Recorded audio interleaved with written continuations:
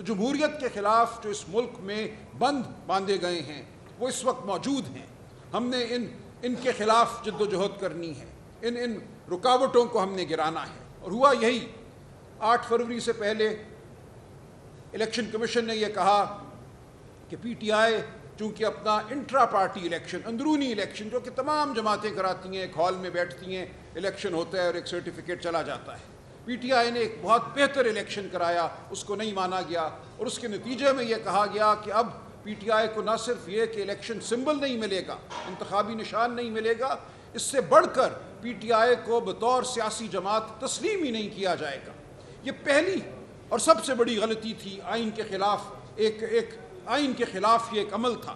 آئین پاکستان یہ کہتا ہے کہ کسی بھی سیاسی جماعت کے وجود کو ختم نہیں کیا جا سکتا ما سوائے یہ کہ سپریم کورٹ میں ریفرنس ہو اور اس ریفرنس میں آپ جماعت کو تحلیل کریں. سمبل نہ دینے سے, انتخابی نشان نہ دینے سے پی ٹی آئی بطور جماعت موجود تھی, موجود رہی, لیکن اس کے وجود کو الیکشن کمیشن نے تسلیم نہیں کیا. ہم جب کاغذات نامزدگی داخل کرانے جاتے تھے تو آرو حضرات ہمیں یہ کہتے تھے پی ٹی آئی کا ذکر نکال دو, پی ٹی آئی سے اپنی جو تمہاری افیلیشن ہے, جو تمہاری مناسبت ہے, اس کو ختم کر دو, ورنہ تمہارے کاغذات قبول نہیں کیے جائیں گے. اور ایسا ہی ہوا. بہت سے دوستوں نے, بہت سے کینڈیڈیٹس نے یہی کیا کہ اپنے کاغذات نامزدگی میں پی ٹی آئی کا ذکر نہیں کیا.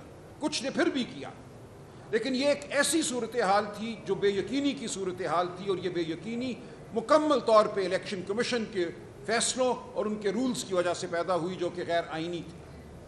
اس کے بعد جب خواتین اور غیر مسلم دوستوں کی لسٹیں جمع کرانے کا مرحلہ آیا تو پھر یہی کہا گیا کہ ہم پی ٹی آئی کی جانب سے لسٹیں نہیں لیں گے. ہمیں ہائی کورٹ جانا پڑا یہاں پنجاب میں, اور عدالتوں سے فیصلے لے کر ہم نے پی ٹی آئی کی جانب سے خواتین اور غیر مسلموں کی مخصوص نشستوں کے لیے لسٹیں جمع کرائیں. یہ سب ہو جاتا ہے. پھر آپ نے دیکھا پشاور ہائی کورٹ ہمارے حق میں فیصلہ کرتا ہے. پشاور ہائی کورٹ یہ کہتا ہے کہ پی ٹی آئی جماعت ہے, پی ٹی آئی کو الیکشن سمبل بھی دو. اس کے بعد آنن فانن 2 دنوں میں 10 تاریخ کو پشاور ہائی کورٹ کا فیصلہ آتا ہے, 10 جنوری کو, 11 کو پٹیشن دائر ہوتی ہے, اور 12 اور 13 کو 10 گھنٹے کی سنوائی کر کے فیصلہ دے دیا جاتا ہے کہ پی ٹی آئی سمبل کے قابل جماعت نہیں ہے, اس کو انتخابی نشان نہیں ملے گا. اور جو الیکشن کمیشن کے فیصلے تھے ان کے خلاف جب ہم ہائی کورٹ میں گئے, میں نے ذاتی طور پر پٹیشن دائر کی اور کہا یہ سب غیر آئینی ہیں.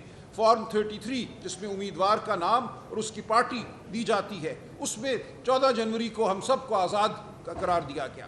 اس کے خلاف ہم عدالت میں گئے, عدالت نے ہمارا مقدمہ سننے سے انکار کر دیا. لاہور ہائی کورٹ نے کہا آپ الیکشن کمیشن جائیے.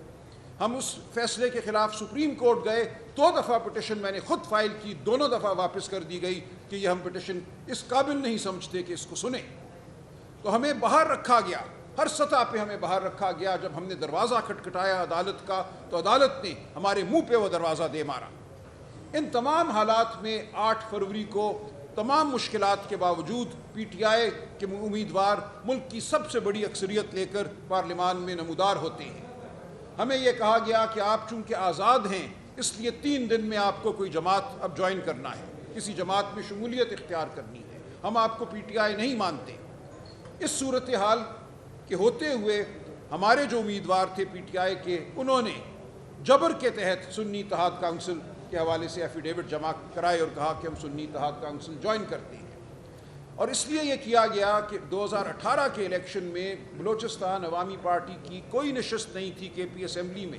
آزاد امیدواران نے اس پارٹی کو جوائن کیا اور اس کو نشستیں دی گئیں, مخصوص نشستیں خواتین کی اور غیر مسلموں کی بلوچستان عوامی پارٹی کو دی گئیں, اس کے باوجود کہ اس پارٹی نے الیکشن سے پہلے کوئی لسٹ جمع نہیں کرائی تھی.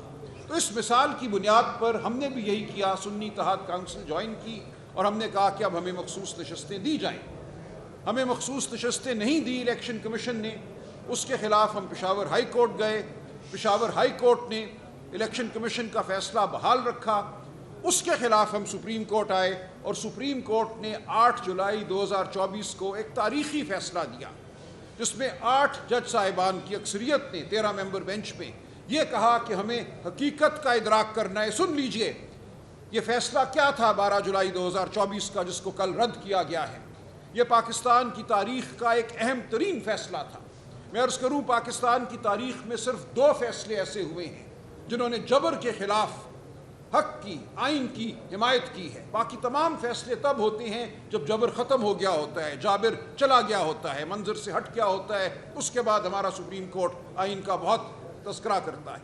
لیکن صرف 2 فیصلے ہماری 78 سالہ تاریخ میں ایسے ہیں جہاں وہ فیصلہ دیا گیا جو جابر کے عزائم کے خلاف تھا،